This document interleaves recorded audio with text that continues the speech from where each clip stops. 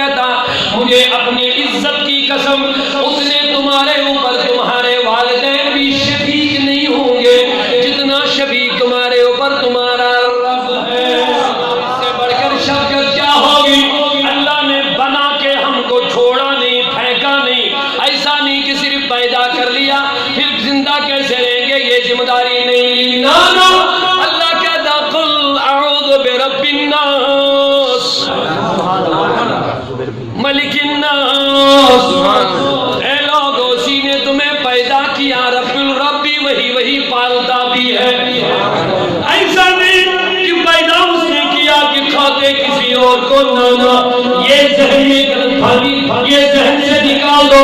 ایسا نہیں کہ تم پیدا اللہ نے تم کو کیا اور کھاتے کسی اور کو، نہ اللہ ہی نے پیدا کیا اور وہی رب العالمین بھی ہے، وہی عالمین کو پالنے والا بھی ہے، دینے والا. سبحان اللہ سبحان اللہ. اب اللہ کہتا جب مالک بھی میں، خالق بھی میں، پالنے والا بھی میں، تو مشورہ کسی اور کا نہ ماننا. تمہارا شریک کوئی اور نہیں ہوگا، تمہارا رفیق اور ہمدرد وہ کوئی نہیں ہوگا، جتنا شریک تمہارا رب ہے. اے لوگا اب کرنا کیا؟ تو کہتا میں نے تم کو پیدا کیا، تمہاری زندگی کا سارا سامان رکھ دیا، جو تمہیں کھانے کی چیزیں میں نے میسر رکھ دی، پانی میں نے دے دیا ہے، نیند میں رات کی نیند میں نے دے دی ہے، جن کا چلنا میں نے دے دیا ہے، آسمان کو چھت میں نے بنایا، زمین کو فرش تمہارے لیے بنایا، زمین سے رزق میں نکالتا ہوں. خدا کی قسم اس سے بڑھ کر یہ ہوا میں نے عطا فرمائی ہے. شفقت کی ایک جلدی سے ایک مثال پہلے سن لیجیے. شفقت کس چیز کا نام ہے؟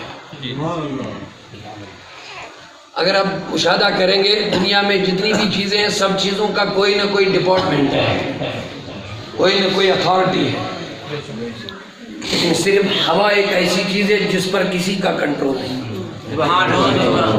بات سناؤں گا. چاول، پانی، پاور، دنیا میں جتنی چیزیں ہیں سب چیزوں پر کسی نہ کسی کی اتھارٹی ہے، کوئی نہ کوئی ڈپارٹمنٹ ہے، کوئی نہ کوئی انتظام ہے. لیکن ہوا ایک ایسی چیز ہے جو کسی کے کنٹرول میں خدا نے نہیں دی. بڑی پیاری بات. میں نے عرض کیا مولا کیا وجہ؟ تو رب ذوالجلال کے بندو جب یہ سوال عالم تصور میں کرو گے تو خدا کی طرف سے بڑا پیارا جواب ملے گا. پانی، تھوڑ، غذا، کھانے پینے کی جتنی چیزیں ہیں جو زندگی کے لیے ضروری ہے ان پر تو لوگوں کو کنٹرول دیا ہے، ڈپارٹمنٹ بنے ہیں، انتظامیہ بنے ہیں، اتھارٹی بنی ہوئی ہے. لیکن ہوا کو وداؤٹ اینی اتھارٹی کیوں، وداؤٹ اینی ڈپارٹمنٹ کیوں؟ کیا بات ہے؟ وہ جواب ملتا ہے پینے کے بغیر انسان چند دن زندہ رہ سکتا ہے، کھانے کے بغیر، روٹی کے بغیر بھی انسان چند دن زندہ. اگر پھوڑ والے وزیر خوراک بھیجنے میں دیری کرے، لوگ 2 3 4 5 7 10 دن تک بھی بھوکے رہ سکتے ہیں، مریں گے نہیں. لیکن اللہ فرماتا ہے اگر ہوا، اگر آکسیجن ایک لمحے کے لیے بند ہو جائے گی کوئی دنیا میں زندہ نہیں رہے گا. اے میرے مولا کیا بات ہے؟ وہ کہتا اگر اس ہوا کو بھی میں نے دنیا کے لوگوں کے حوالے کیا ہوگا تو رشوت خور میرے بندوں کی جان نکال دیتے. اللہ رب العزت فرماتا اگر میں بندوں کے حوالے آکسیجن بھی کر دیتا رشوت خور میرے بندوں کی جان نکال دیتے رشوت کے لیے. اسی لیے میں نے ہوا کو کسی کے کنٹرول میں نہیں دیا کیونکہ ہوا پہ زندگی منحصر ہے. اگر ایک لمحے کے لیے بھی ہوا بند ہو جائے گی لوگ زندہ نہیں رہیں گے. اب بولو اس سے بڑی شفقت خدا کی بندوں کے ساتھ کیا ہو سکتی ہے؟ اور یہ بھی سن لو ہر ایک چیز آپ کو خرید کر کے محنت کر کے لینی پڑتی ہے. بولیے بولیے محبت سے بولیے. ہر ایک دنیا کی چیز جو آپ کھاتے ہیں پیتے ہیں گزارا کرتے ہیں جس پر بلا محنت کے بلا خریدنے کے کوئی چیز آپ کو منہ میں جاتی ہے؟ بولیے. اور وہ ہوا صرف جس کی کوئی قیمت آپ کو نہیں دینی پڑتی، جس کے لیے آپ کو کوئی محنت نہیں کرنی پڑتی ہے.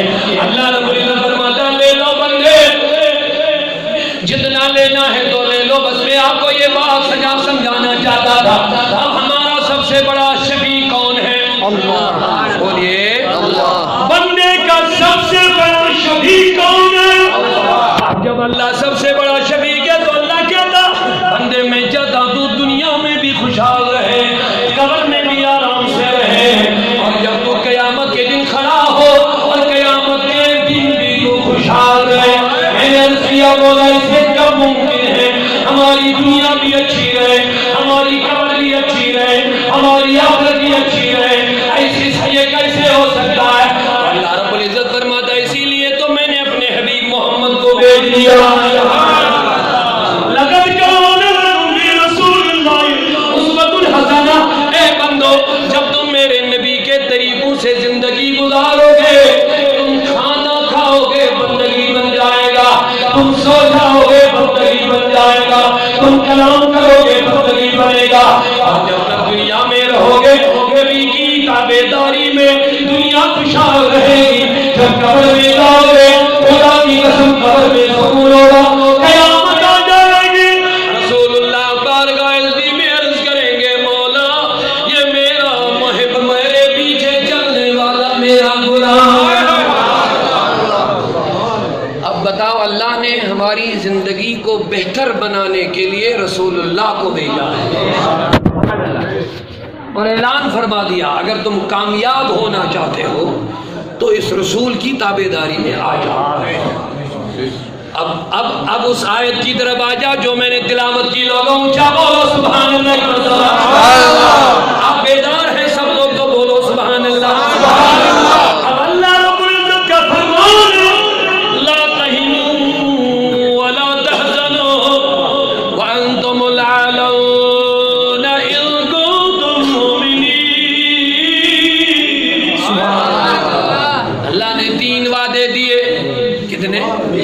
بندوں کو 3 وعدے دیے. ایک غمگین مت ہو جاؤ, دوسرا خوف زدہ مت ہو جاؤ, تیسرا وانتم الاعلون اعلیٰ تم ہی ہو. غمگین مت ہو جاؤ, خوف زدہ مت ہو جاؤ, اعلیٰ تم ہی ہو. لوگوں 3 وعدے اللہ نے دیے, 3 چیزیں بتائی, 3 باتیں بتائی.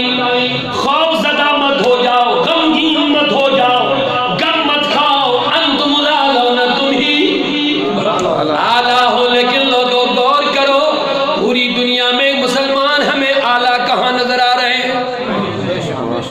اسلامی معاشرہ کانگریس میں آنے والوں ہمیں غور کرنا پڑے گا. اللہ کہتا غمگین مت ہو جاؤ, لیکن سارے غموں کے پہاڑ کن پر؟ ساری دنیا میں مطالعہ کرو, پڑھو, پوری دنیا کے اندر غموں کے پہاڑ کن پر؟ لا تحزنوا غمگین مت ہو جاؤ, لا تہنوا خوف زدہ مت ہو جاؤ. مطالعہ کرو گے خوف زدہ بھی مسلمان, غمگین بھی مسلمان. انتم الاعلون اللہ کہتا تم ہی اعلیٰ ہو. میں نے سوال کیا میرے مولا اعلیٰ بھی مسلمان کہیں نظر نہیں آ رہے؟ صحیح ہے بولو.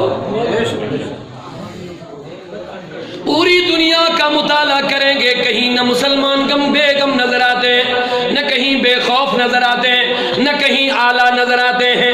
تینوں کا الٹا ہو چکا ہے. مسلمان ہی غمگین نظر آ رہے ہیں, مسلمان ہی خوف زدہ نظر آ رہے ہیں, مسلمان ہی پستی میں شکار ہو چکے ہیں. میں نے عرض کیا مولا بات کیا ہے؟ تیرا کلام ہے لا ریب فیہ, اس میں کسی قسم کی شک کی گنجائش نہیں ہے. خدا ہزاروں فلسفیوں کی چناؤ چنی بدلی, خدا کی بات نہ بدلنی تھی نہ بدلی. سب کچھ بدل سکتا ہے, خدا کا کلام کبھی بدل نہیں سکتا. لیکن اب سوال کریں گے, توجہ میری طرف ہے سب کی, سوال کرنا ہے. قرآن ہے اللہ کی کتاب ہے, لاجواب کتاب ہے, لامثال کتاب ہے. ہم گھروں میں دیکھیں گے غموں کے پہاڑ ہمارے گھروں کے اندر, خوف ہمارے اوپر, اعلیٰ نہیں پستی میں شکار سارے مسلمان. لوگوں بات کیا ہے؟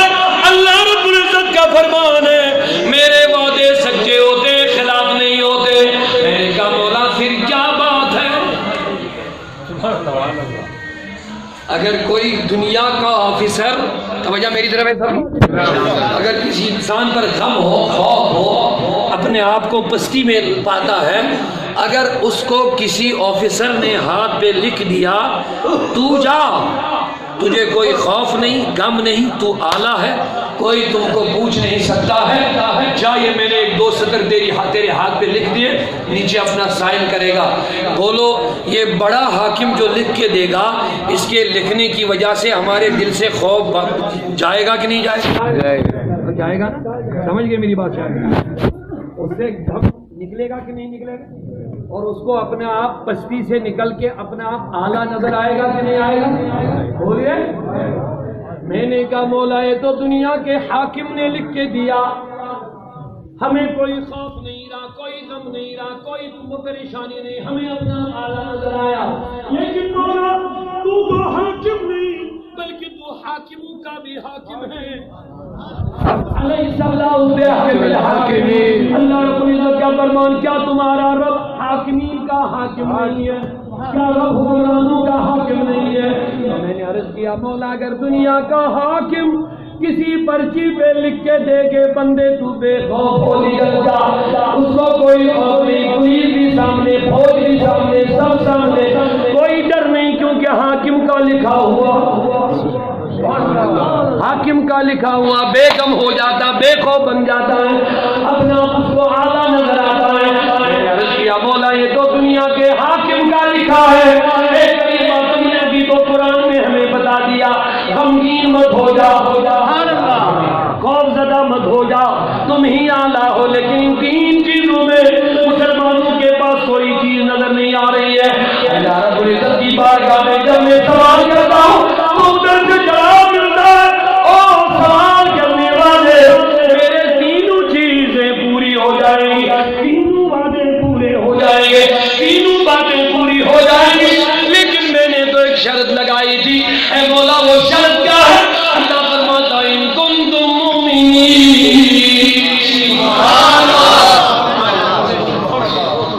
یہ وعدے تو پورے ہو جائیں گے، ایسا نہیں کہ رب کا وعدہ کبھی غلط ہوتا ہے۔ مولا پھر کہتا ان کنتم مؤمنین، میں نے تو شرط لگائی کہ اگر تم سچے مومن بن جاؤ گے، سچے مومن۔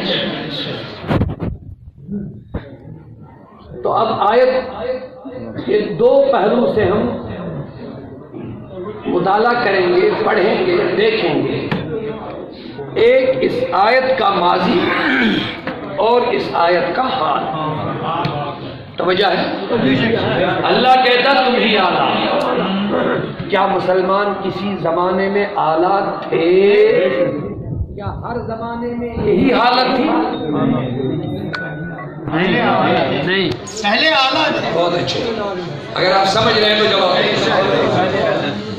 کیا کسی زمانے میں مسلمان بے خوف اور بے غم رہا کرتے تھے؟ بے شک، بے شک۔ سمجھ آ گئی نہیں میری بات شاید؟ اگر کسی زمانے میں مسلمان بے خوف نہ ہو رہے ہوتے، بے غم نہ رہے ہوتے، اعلیٰ نہ رہے ہوتے، تو ہم نہ جانے کب تک اس کا انتظار کرتے کہ یہ تین وعدے مومنین کے ساتھ کب پورے ہوں گے۔ ہمیں تو انتظار میں رہنا تھا، لیکن لوگوں اللہ ہمیں دعوت دے رہا، اپنی ماضی کو پڑھو۔